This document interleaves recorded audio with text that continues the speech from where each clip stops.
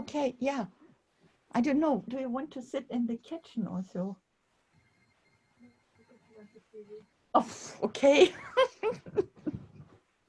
My student is just sitting behind me on the floor. I feel now bad because she said she wants to see me whilst I'm speaking live. Oh. So we'll just wait a few more minutes. We've got people dropping in. Okay. Still.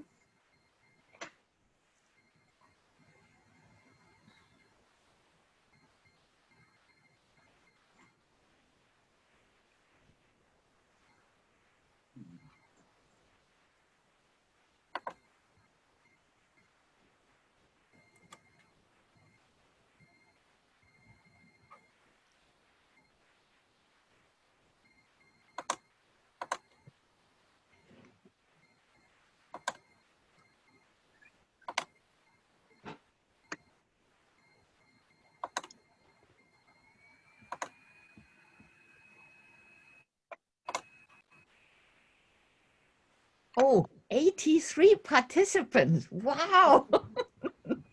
Yeah, there's still a few more coming, I think.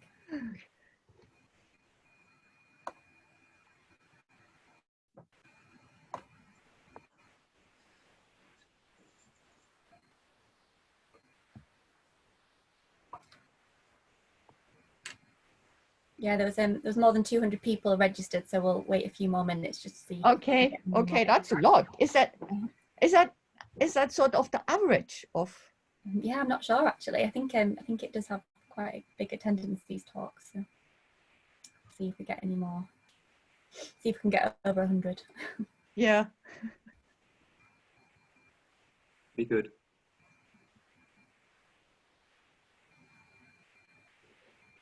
Yeah, it's steadily rising. Rising.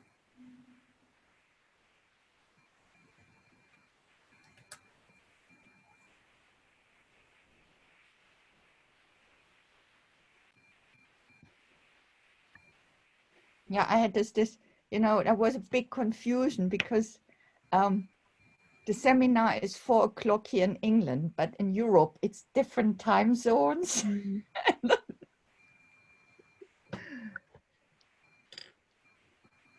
Okay, we're on 97 now. I'll wait until 3 minutes past and then I think we'll start. Okay. We don't run over.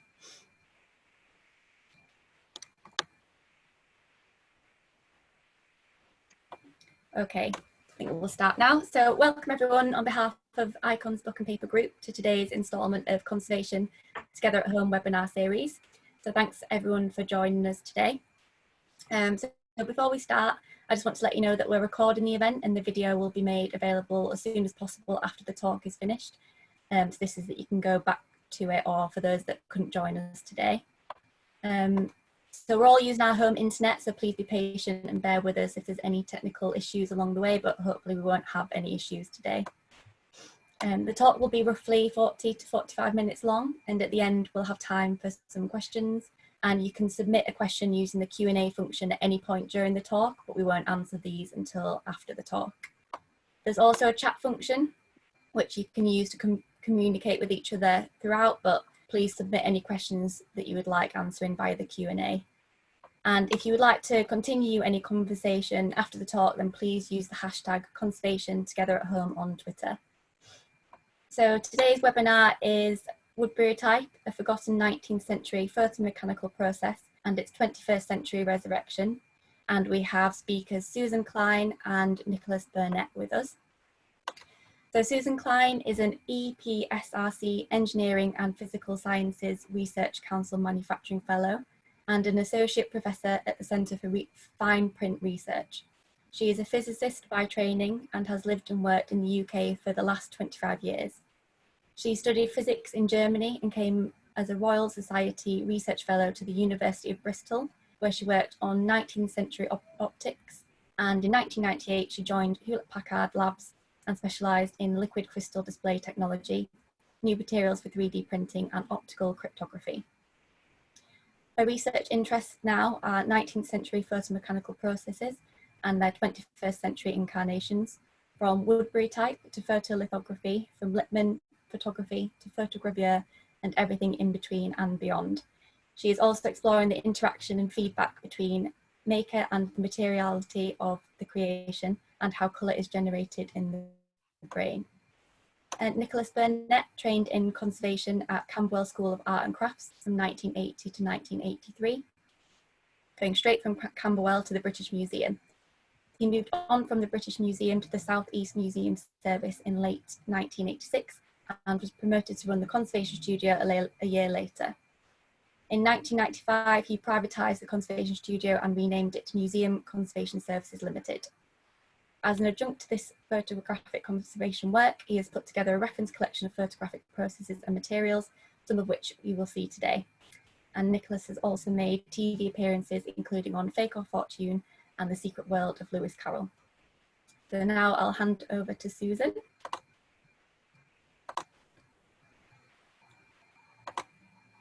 Now I have got the yellow frame around me, so I'm online now. Okay, thank you very much for having us. So today you get 2 for the price of 1, because when the talk was advertised, Nicholas contacted me and said, would you like any pictures from my collection?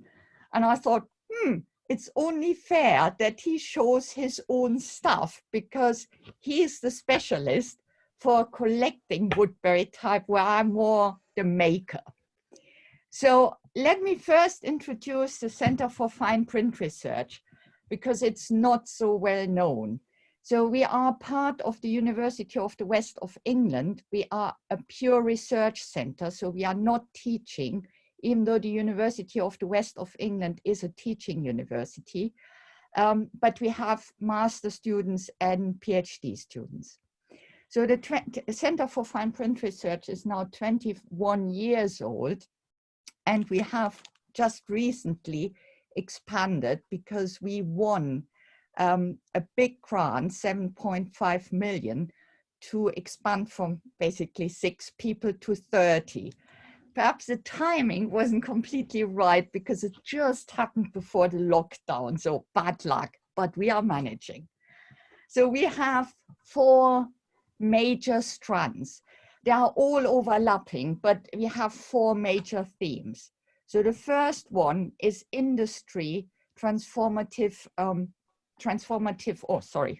getting ahead of myself. Transformative technologies for practice-led design. So that's basically everything you can do with 3D printing. So we have here sort of one project is organs. So imitations of organs for surgeons to practice on. Another one here, these are specialized seat cushions for wheelchair users. Then we have extruded ceramics or kiln glass. So where the glass is made with the help of molds. And here we have sort of specialist ceramics tableware.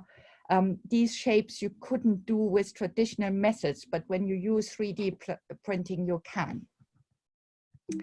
So the next slide is, why doesn't it work? Now it works, is cultural heritage, reconstruction and reproduction. That's basically my strand. So I'm the lead on this strand.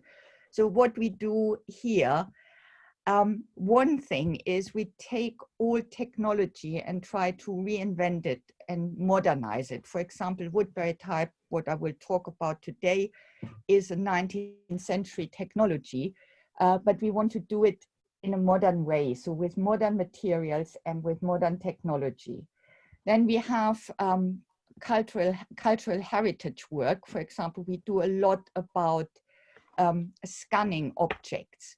So whether these are images, so paintings or frieze, or whether these are 3D objects, to characterize them and to transform them into a virtual reality object, or to use that to reproduce it. Then we work with companies. For example, we had a project where we helped a company to make copper cylinders to make decals for tableware. So the guy who made the copper cylinder was 75 when they got into contact with us and wanted to retire, but he didn't have any apprentice. So they were not sure what they should do because no one knew how to do it. And on average, it took a year to make one of these copper cylinders for decal. So we then translated it into a 3D method, and that changed the whole technology. So they can do the decals, they didn't lose their work, they didn't lose the technology, and sort of traditional patterns can be recreated. The next one is the canon of the artist's print from a practitioner perspective. This is kind of our art outlet. So this project explores the relationship between contemporary print and practice. So partly artists run editions with us, partly they want to explore new printing methods, how they can then generate new art. We do a lot with artist books. So there is BABE, which is a big fair for artist books organized by us. We invite artists to come and stay at the Center for Fine Print Research and develop new printing methods. Then we have the physical surface, novel materials, and tactile printing. This is another kind of 3D 2.5D printing research strand. So where one part is geared towards the visible impaired people, so blind people or people who can't really see well, how they can experience their environment via an interaction with a tactile surface. So whether it's a sort of 3D printed map or whether it's kind of a sensor, you touch and then you hear sound. The other one is the kind, I would say, it's the painting robot, where a robot either reproduces artwork or makes new artwork. So generates the artwork by deep learning, by just random coding. So simply how far, what is art? It's basically the question, how do you generate art? What is art? So now let's come to Woodburytype. So Woodburytype is the only truly continuous tone photomechanical printing method. So that means there is really nothing broken up in halftone. So no pixels, no dots. So it was invented by Walter Bentley Woodbury, and he patented the method in 1864. He basically immediately licensed it to big companies like Goupil. There were the gallery of Van Gogh, for example, as well, but there were big printmakers as well. Then to the Woodbury Permanent Printing Company in London, and to the American Photo Relief Printing Company in Philadelphia. So the interesting bit is that these companies developed or transformed the patent into a commercial process. It was pretty much big business because between 1875 to 1900, it was widely used for fine book illustrations and for visiting cards. The other thing is, of course, because it was an industrial process, it's not so well documented. So there are the patents by Walter Woodbury and there are other publications, but of course you wouldn't tell your competitors how exactly you did it. So it's a little bit fuzzy around the edges. It's sort of, you know, like a patent. You say a lot without saying anything. So it was then replaced by half-toning because the big disadvantage of Woodburytype is that you cannot print pictures and text at the same time. So you have to do that separately. So all the Woodburytypes in books, they're stuck into the book. They are not printed on the same page as the text. So I will walk you through the classic Woodburytype, so through the process. It's very, the modern one I will show you later is very similar to the classic one. So when Baden Pritchard visited the Woodbury Permanent Printing Company in 1882, he reports that they pulled 30,000 prints per day. I'm not sure whether that can be true, because I sort of calculated how many people would need to work and for how long. So let's say they had seven or 8 people who printed Woodburytype. They would have worked at least 14 to 16 hours a day without going to the toilet. I'm not sure whether that's feasible. So I think perhaps 30,000 is a little bit steep, but certainly several thousand a day. And there were the main supplier for sort of portraits, for electioneering orders and orders connected with royal marriages. So it was very, very sort of, you know, when you wanted to have a really nice advertising picture, you had a Woodburytype. So how was it done? So the first thing was you had to take a picture. So that was done with a normal camera, with a silver halide negative process, with a large format camera, because the next print was a contact print. So you made gelatin light sensitive by mixing it with potassium dichromate, for example. And then you applied a film on a substrate and you put the negative 1-to-1 into a contact frame and exposed it to the sun. So where the negative was transparent, the sun hardened the gelatin, and where it was dense, where it was dark, the gelatin wasn't hardened. So then you washed the gelatin film. The unhardened gelatin was washed away, and then the whole thing was hardened with alum and mounted on a glass plate for drying. The dry film was then stripped off and transferred into a steel tray. And this steel tray was covered with a lead plate and then put under a press. So these presses made the Woodburytype quite expensive, because you had to put a pressure equivalent to 150 to 500 tons onto the lead to imprint the relief of the gelatin into the lead plate. And you had to repeat it several times, because as we will see in a minute, the Woodburytype press is basically not only one press, it's many presses on a rotating table. And if you run an edition, you want it in each of these compartments the same plate.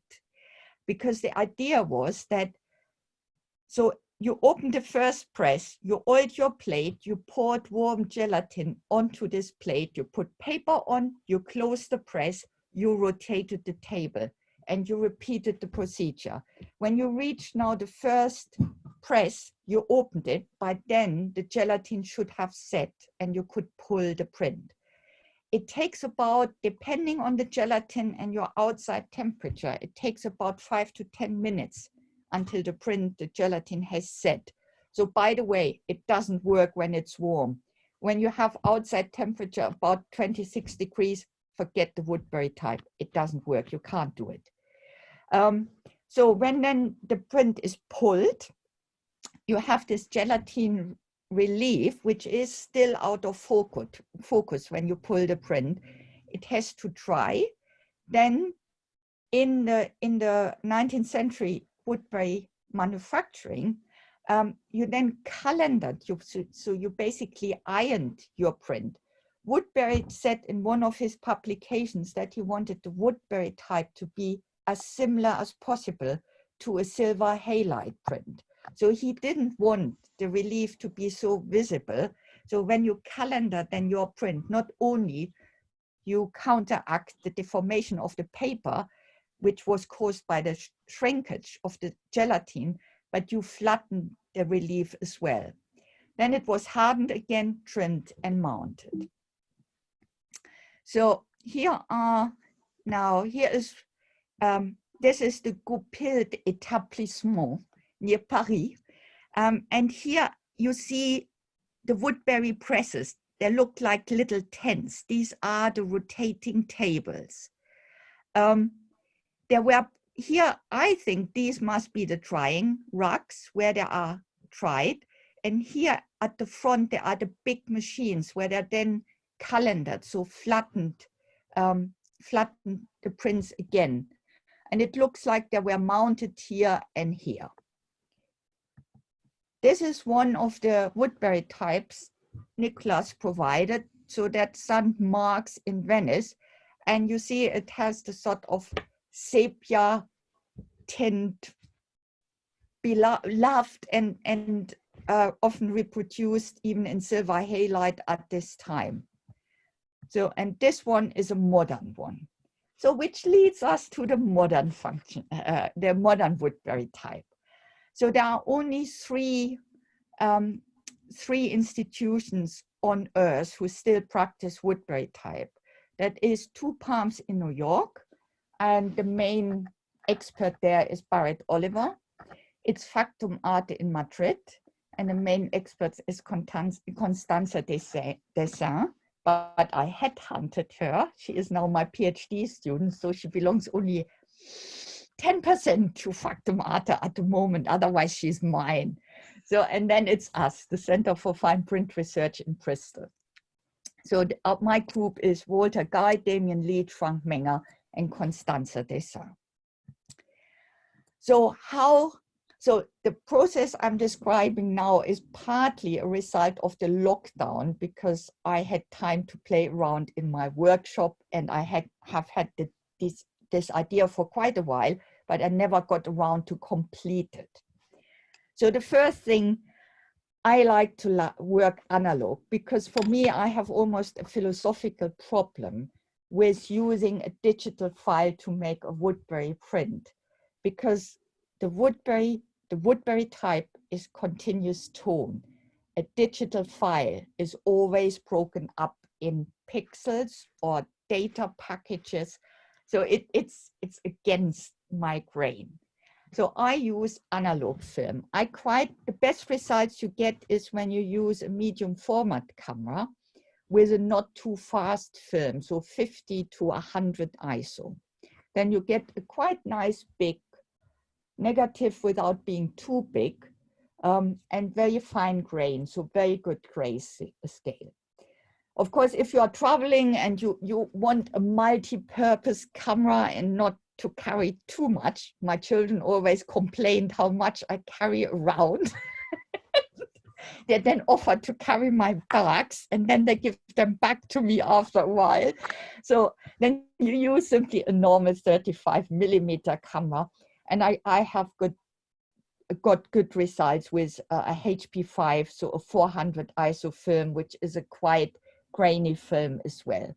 So there are compromises. Then, of course, the next step, you have to develop your film. You try to get a soft grayscale, so not too contrasty. So I just want to point out, it took me about 40 years to buy a big changing bag before I stumbled around in the dark to get the film into the developing tank. And I don't know why I did it for so long, because it's so nice to sit on the sofa, have the film cartridge, your developing tank in the changing bag, and do it in the light. So now, for a black and white Woodburytype, you need to have a positive transparent film. I use the Berger Lith film, which is relatively hard but works. When you use a CMY Woodburytype, so when you want to make plates for a CMY Woodburytype, so a full color Woodburytype, you need, again, positive films made from your RGB negatives. So I take the pictures with red, green, and blue filters in front of my camera with a black and white film. When you want the RGB Woodburytype, you need to make negative films from your RGB negatives. So the RGB Woodburytype is done with Spectraval specialty pigments from Merck on black paper. So how do you expose your film?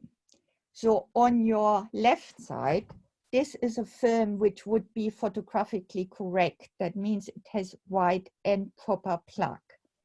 On the right side is a film for Woodburytype.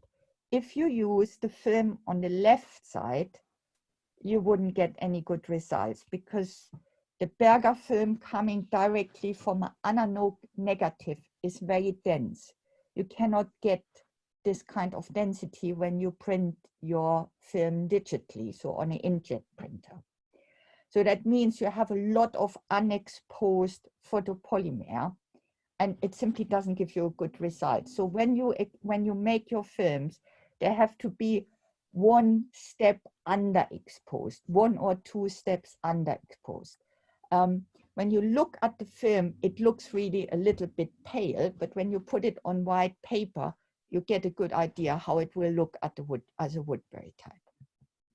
So then you need a contact frame, a photopolymer plate with a transparent mylar backing, and the positive lith film, so the Berger films, a clock, a light meter or UV meter, and a drink, because you will be there for a while. So the Woodburytype plates, they have to have transparent photopolymer plates as substrate, because you expose from the back. You want the photopolymer to harden from the substrate away, so it's growing. When you harden from the front, you first harden the surface. So for example, when you use photopolymer plate for photogravure, you always have a unhardened layer. So you have to be careful how quickly you then develop your plate, because you can wash the whole image off. With the Woodburytype, you harden from the substrate upwards. So you get a nice, very detailed grayscale by doing though, and you basically cannot wash the picture off. The average exposure time, depending on the time of year, so now we are basically in a really good time for sun exposure, the UV index, whether you have a cloudy sky or not, and the time of day is between 15 minutes and 1 hour. When you you develop your polymer plate in water, so you wash that, it's like with the hardened gelatin, you wash your unexposed photopolymer off. There you can tweak the contrast a little bit. The more you wash, the harder the contrast. So you can, for example, in the dark areas, you can wash all the photopolymer off. So you have a very steep step between the exposed areas and the really dark areas. So that's a little bit how you want to do it. Then you have to harden the plate again in the sun. But photopolymer is always hydrophilic, so it likes water. That means when you put gelatin ink, which is water-based, on the photopolymer plate without doing anything to it, it will stick like crazy. You can't get it off. So you have to seal the plate. And I use some Darak varnish, and I think the name is cool. That's one reason why I use it, and it works well.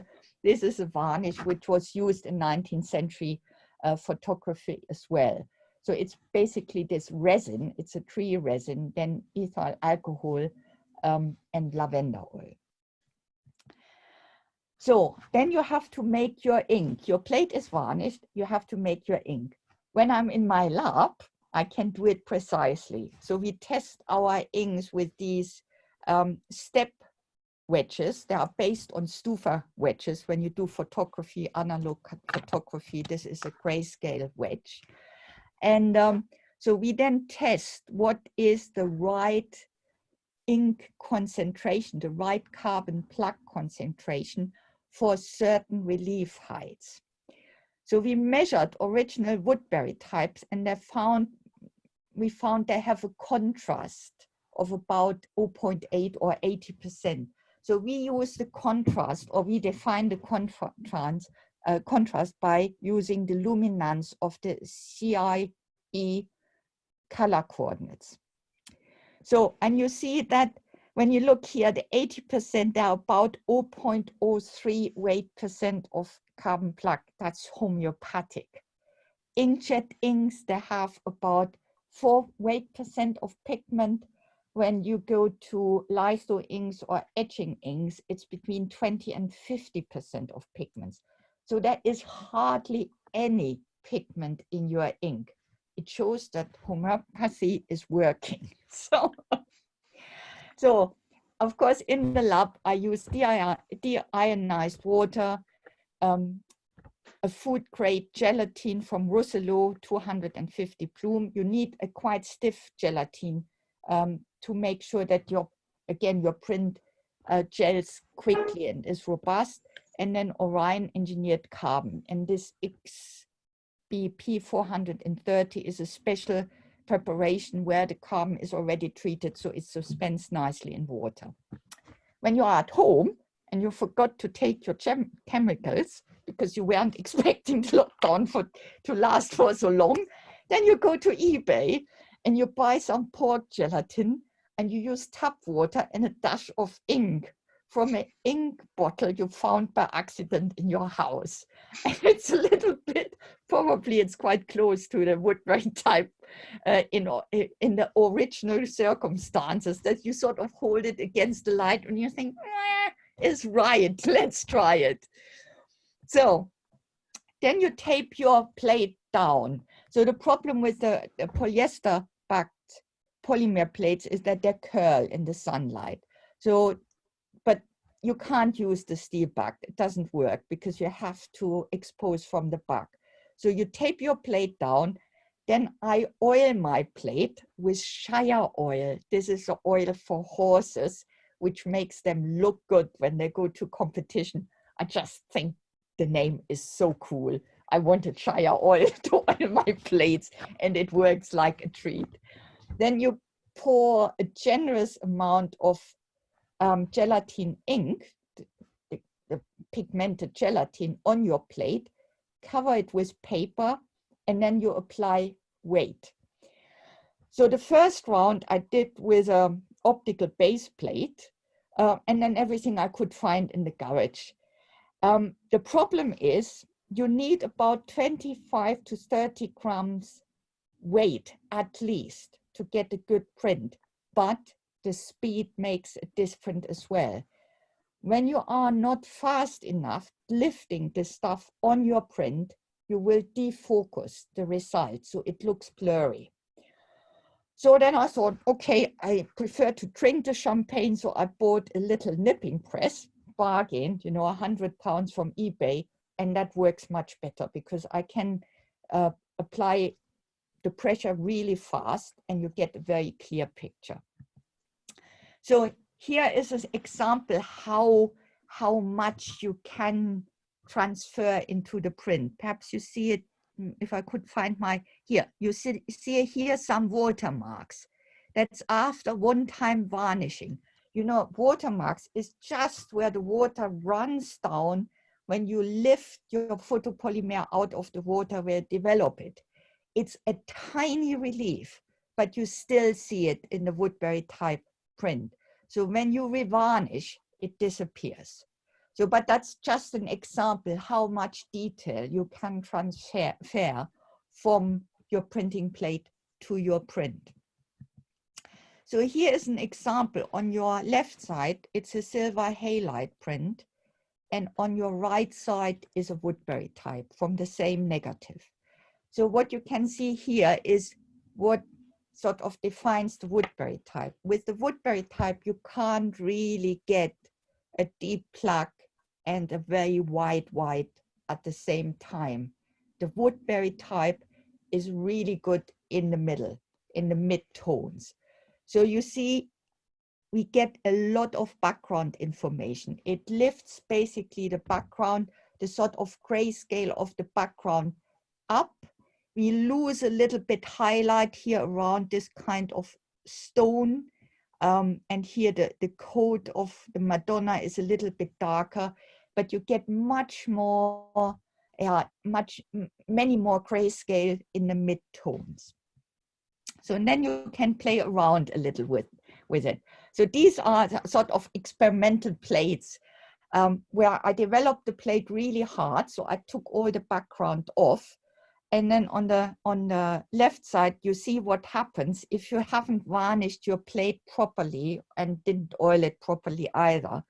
The gelatin sticks and it rips basically. When you try to release then the paper sticks with the gelatin to the plate, and you peel your paper off the surface of your paper. And here on the right side is another little experiments that's work in progress, where I used the spectral specialty pigments, the RGB pigments, simply to print white on plaque. And we can do full color. So this is a CMY Woodburytype. We don't print plaque, just CMY. And the printing plate is CNC milled. So the thing here is that because we print on reliefs, the relief on the CNC milled plate is much higher than I can achieve with a photopolymer plate. So we have to take into account how much uneven surface we have to compensate for, and then adjust the other plates accordingly. So, but I'm quite happy with the result. What I want to test now is with the really flat Woodburytypes I get from the photopolymer, whether I don't need to take that into account, whether I can just overprint, just the registration, but not any kind of modifications in the depth of the plates. Yeah, and here are some publications. So the first one is about the optical properties of the Woodburytype for the black and white. So it's about how we trace the absorption and the reflection in Woodburytype, how we optimize our ink mixtures. And the second one is for the full color Woodburytype against color tracking, how we set up the plates, how we sort of change the color components so that we compensate for uneven surface. And when if you want to watch how the Woodburytype polymer based is done in detail, I didn't know it until lately that the Center for Fine Print Research has a YouTube channel, and there is the instruction. So thank you. Here is my team from left to right. It's Walter Guy, Frank Menger, Damien Leaf, and myself. Constanza wasn't there when we took the picture. And now over to Nicholas Burnett. Thank you, Susanne. That was a very interesting talk and very impressive results. Now, let me share my screen. That should, yep. Okay, so to put Woodbury in context, he built on earlier work, and this is a nature print. So with nature printing, plant specimens were sandwiched between a flat lead block and a steel plate, and then the assemblage was subjected to sufficient pressure to push the plants into the surface of the lead. And they used a roller press for this historically. And the resulting lead matrix can then be used directly for intaglio printing, or you can electrotype it to produce a harder wearing plate if you want to produce more than just a few impressions. They're incredibly detailed and they can have a really particular beauty. I should have included a close-up, but I suspect many of you have seen nature prints. So Walter Bentley Woodbury has built on earlier work.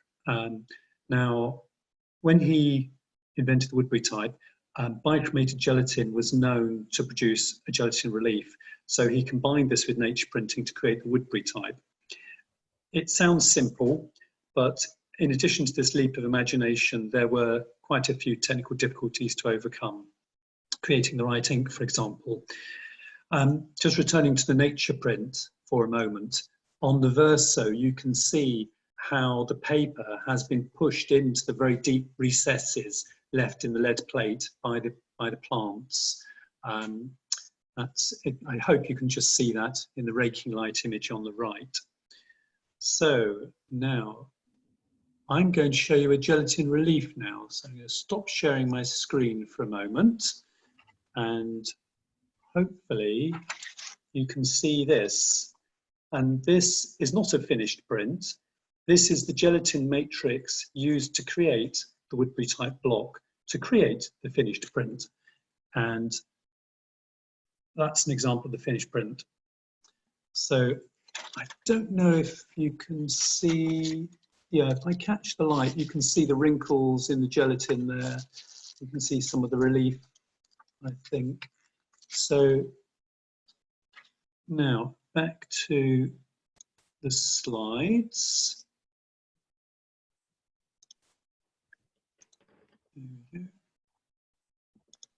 Yeah. So, oh, just before I stop talking about the gelatin reliefs, the gelatin reliefs withstand huge pressure because they go into a hydraulic press. Unlike nature printing, you can't use a roller press. If you try and use a roller press, you produce horizontal lines across the image. So Woodbury had to use a hydraulic press, which creates enormous pressures. So it's surprising, but the gelatin relief can withstand those huge pressures quite well. They stored the gelatin reliefs between the pages of large volumes, and this was easier if you wanted to reprint something, easier to go through than a pile of lead plates, and it took up less space, and it was very easy just to create another lead plate. So, you know, to impress another lead plate. So I suspect the lead plates were just sold for scrap. Now, the earliest gelatin reliefs were uncoloured. The one that I showed you has colour in it, and this is so that it's easier to check the image before you impress it into the lead plate, check you've got the right one. So it's helpful to think of the lead plate as a mould, and having produced a lead mould, a hot gelatin and pigment ink is poured into the mould, and then a very smooth, heavily sized and calendared paper was laid on top, and the paper plus the mould was subject to moderate pressure. Now, you used a different press to the one that was used to create the lead matrix in the first place. These were much smaller and didn't have anything like the same amount of pressure, and you could operate them by hand. There's quite a few illustrations of them survive. The excess ink squeezed out, and here we've got a couple of uncut proofs, and you can see where the ink has squeezed out around the edge, very similar to the examples, the modern examples that Susanne was showing. And in the next slide, there's the verso, and you can see how the gelatin ink is really pulling the paper and distorting it.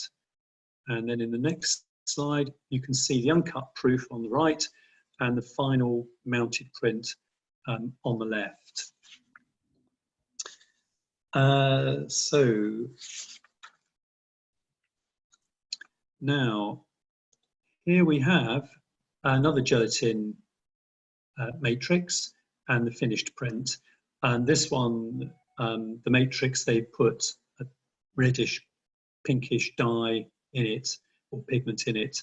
You know, you can see it was not intended to be a final print. This is just a working step. So this was published in Galerie Contemporaine in France in 1880. As I said, you could store these gelatin reliefs and you could take them out later and impress another lead plate. And I know this is what they did, and they didn't store the lead plates because 10 years later, it was reused. They got the gelatin matrix the wrong way round. So the print has been published facing the wrong way.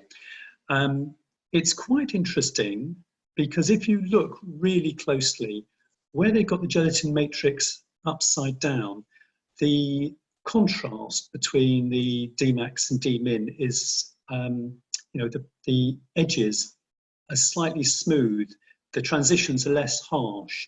So little spots and wrinkles and lines have been smoothed away. It's almost like the image has just been lightly photoshopped. So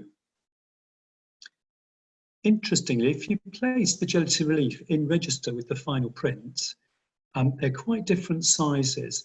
So at the bottom, this large watch chain, the very bottom of that I placed in register with the finished Woodburytype. And as you move up to his cuff and his hand, they're a little bit out of register. As you move up to his bow tie, more out of register. And by the time you get to his eyes and the top of his head, it's really quite great. Now, this isn't to do with the grain direction of the paper, because if you do the same activity left to right instead of vertically, you get a similar change in dimension. And you know, quite interesting, probably due to the shrinkage and drying of the gelatin, but maybe Susanne will be able to talk about that later. I don't know. Don't want to put you on the spot, but maybe you might have something to say about that. Now, although it is a mechanical process, there is some operator control possible, and the two main areas is the choice of paper or other support. So coloured papers can be used, and this is a blue paper. You rarely find anything other than white or off-white, but there's no reason why you shouldn't use them for coloured papers. And of course, the colour of the ink is another. As Susanne said, usually Woodburytypes are coloured to resemble photographic paper, but not always. And the area where you most commonly encounter different colours is in magic lantern slides. So here's a selection. Usually they're labelled as Woodburytype, but not always. Some of them were produced under the Skyopticon label. So the two plant specimens here are both Skyopticons, but Woodbury bought the, basically bought the name and some other things and set up in a Skyopticon company in, I think it was in Scotland. Now, instead of trimming off the excess ink, you can't cut the glass in the way you can trim paper. They just hid it under paper masks. So when you look at the back of the lantern slides, you can see you've got all the ink squash around the edges. And as I said, just hidden under the masks. Now, with a very unyielding support like paper, the relief shows really well. So that's a detail of the Woodburytype slide you just saw of General Buller. So that's probably his back to the front of the flag is about 1 centimetre. So you can see it's quite significant relief. There are Woodburytypes on celluloid. I haven't seen any, but they are around. And I've heard tell of Woodburytypes on ivory, but I've never seen one. And now, just moving on to variants on the process, Leon Vidal used a grey Woodburytype print as the key block for his photochrome printing process. So the other colours printed by lithography, and this isn't 3-colour reproduction. He would use 5, 6 different coloured plates to produce this effect, and then he'd pull them all together with a grey Woodburytype. And and there are historic 3-colour Woodburytypes as well. There were a couple of chaps started producing them around about 1900, right at the end of the historic use of Woodburytypes, but it never really went anywhere. And Woodbury, and going on to some other variants, Woodbury continued to work on the process to overcome its shortcomings. And as Susanne mentioned, the need for special paper, which then had to be mounted before you could put it into publication, did rather count against the Woodburytype. It increased the production costs. So Woodbury came up with the Woodbury gravure process. And what the difference there is that instead of using paper, you use a temporary support. You can then lift it out and transfer the gelatin onto the final paper that would be used by the printer and peel away the temporary support. It was a good idea. I don't think it was used terribly widely, but anyway, here's an example. And the other variant is the stenotype. Now, as Susanne mentioned, you needed a really powerful hydraulic press to create the lead mould. And so it really wasn't practical for amateurs. I mean, if you were a very wealthy amateur and wanted to buy your own hydraulic press, great. But for widespread amateur use, wasn't practical. So Woodbury developed a variant which he called the stanotype process. And modern accounts of this process seem to contradict each other. And the reason is that there were at least two versions of the stanotype. In the earliest, the gelatin relief was placed on plate glass, covered with tin foil and run through a roller press which had rubber-coated rollers. The impressed foil thus produced was backed with electrodeposited copper, separated from the gelatin and finally stuck to a second sheet of glass with a resinous cement, and you could then print from this using a regular Woodbury-type press. For the later version of the stanotype process, you had a gelatin intaglio rather than a relief. So you start at the beginning of the process with a positive transparency rather than a photographic negative. And so you process your gelatin and put a sheet of tin foil on top. You glue it on using India rubber cement. And then again, you pass it through a roller press as before. And then you can print from this directly without the need to make a separate mold. The disadvantage of this is that the gelatin cannot be reused to create a second printing plate. So it's not going to really be practical for commercial use, but for amateur use, if you're just wanting to create a couple of dozen, images for Christmas card or whatever, not going to be a problem. This example is one of the few known stanotypes, and this was, as it says on the tissue cover on the left, that it's created sans la presse hydraulique, without a hydraulic press. And this would have been made using the first process because they had to produce a huge number for this publication. And finally, we have a comparison. This is a Woodburytype on the left and a Hewlett-type on the right. They're from the same negative. And although the Woodburytype gives a superior result and is aesthetically more pleasing, the Hewlett-type and half-tone and various other processes were good enough. They didn't have to be top quality, they just had to be good enough. And the killer, much cheaper. And so that was, here we are, we've got the death of the Woodburytype, historic Woodburytype. Incidentally, the Woodburytype on the left, you can see that the gelatin is pulling and is actually causing the image to lift from the support. So in the early years of the 20th century, the Woodburytype ceased to be used commercially. However, as we heard earlier, it's now having a second life. If this wasn't a digital event, you'd be able to see the originals. I'd bring them all along and be able to see all the originals for ones that illustrations I've used. Hopefully that will be possible at a future ICON Photographic Materials Conservation Group event. So thank you for listening.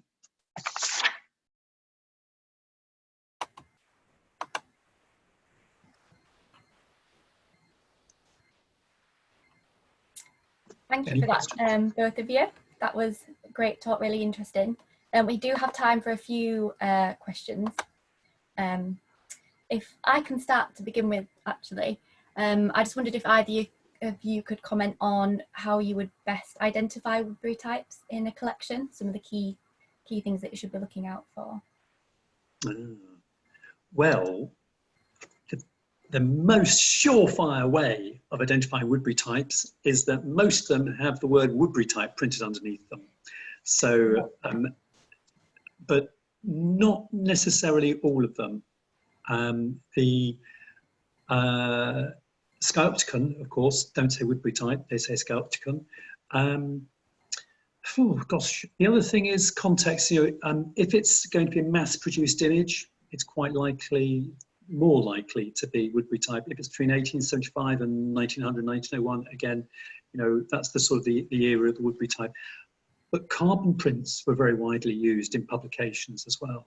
And they often say Autotype, which is the name of the company, but they don't always. Susanne, have you got anything to add? I would say the Woodburytype shows cracks. So you see the gelatin has cracks. You always see small air bubbles. And I think the difference between the Woodburytype and the carbon type is the back. But then you would need to dismount the Woodburytype, and you don't want to do that. But it's really basically the difference between a silver halide and a Woodburytype is definitely that you see the cracks in the gelatin, the relief, and little air bubbles. Okay, thank you both. And we've got a few more questions from attendees. So Michael Pritchard said, so you said the Woodbury throughput was around 30,000 a day, but do you know what the Goupil daily throughput was? That was to you, Susan. Now, when you look at the picture, you see they have 6 presses with 6 plate holders. I would say, if they work 12 hours, 14 hours, realistically, you can't do more than 6,000 prints a day. I think the 30,000 is pure hot air. Okay, thank you. So this is to Nicholas from Stephanie Jameson. So, how would you advise storing gelatin reliefs? Well, probably a 4-flap enclosure with an acid-free stiffener, and make sure you keep them dry. The last thing you want is the gelatin softening at all. Now it's been hardened, so it shouldn't be particularly vulnerable, but yeah, you can store them in polyester pockets, but static is a problem, and they are quite delicate. So if you're a conservator that's going to be putting it in and taking it out of polyester, that's fine, because you're going to be really, really careful. You're going to know to really open the pocket really wide, slide the thing out. But if it's going to be non-specialists handling them, 4-flap folder with an acid-free stiffener. Okay, great, thank you. I think we've got time for a few more. This is from Deborah Mayer. So there's a question on tones. Have you seen a pinkish cast and wondering if to copy pop tone? Is it to copy the printed out tone? I think that was.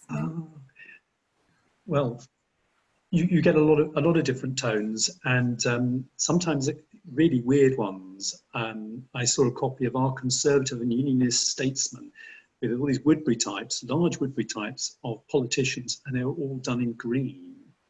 I don't know why they chose green. Really odd, but they did. Yes, you do get variations. They all tend to be variations on brown. It may be, yeah, I mean, it could be that the producer might have wanted to give it a bit more of an albumin or citrate paper look or something just by tweaking it. I guess it would have depended on what the customer wanted. I mean, Susanne, would you like to add anything? I think mostly the historic Woodburytype was black and white, sometimes a little bit sepia tinted, but of course, if they were dyed, if the gelatin was dyed as well and the dye wasn't light fast, we can't tell. So it will turn, back to whatever pigment was in it. Yeah, and as you said, right at the end, they tried full color Woodburytype, but you can print it in anything if you like. Okay, thank you for that. I think we've got time just for one more, if that's okay. So do you know what were the preferred characteristics of the paper for producing Woodburytypes in terms of weight and flexibility? And that was from Michael Pritchard. Do you want to? Yeah, so because I tested dozens of papers. So, of course, the gelatin shrinks. So you can't use a paper lighter, I would say, than 100 grams per square meter, because then you get so much distortion. It's very hard then to get the print flat again. You have to have a highly calendared surface, because if the surface is porous, you drive your gelatin into the paper and you lose all contrast. You have homeopathic pigment concentration. If the ink penetrates the paper, contrast is completely gone. The best results you get when the surface is sealed. So for example, I use a lot of photographic inkjet paper because I'm lazy. I don't want to size my old paper. I don't think that has been used when it was a commercial product because it increases the price. So they will have used the thinnest calendared paper they could get away with. That's my comment. Some of the 19th century accounts they certainly go on about calendaring the paper, but they do sometimes suggest having a shellac coating as well, just to make it that little bit more almost waterproof. So, but I mean, how often that was done, I don't know. I haven't analysed any Woodbury types yet, so who knows? Maybe. Okay, thank you both. So I think that's all we've got time for in terms of questions, but thank you both again for speaking today. It's really interesting, and thanks for everyone for attending. So just before we go, I'm just going to inform you that the next webinar in the series of conservation working together at home will be Complex Understanding Plastics Degradation in Museums and Collections to Inform Conservation Strategies with speaker Agira Gilly. And that'll be next Monday, the 22nd of June at 4 p.m. Again, if there's any more questions or you want to continue the conversation, you can use the hashtag on Twitter, Conservation Together at Home. Yeah, thank you all again and take care. Thank you. Thank you.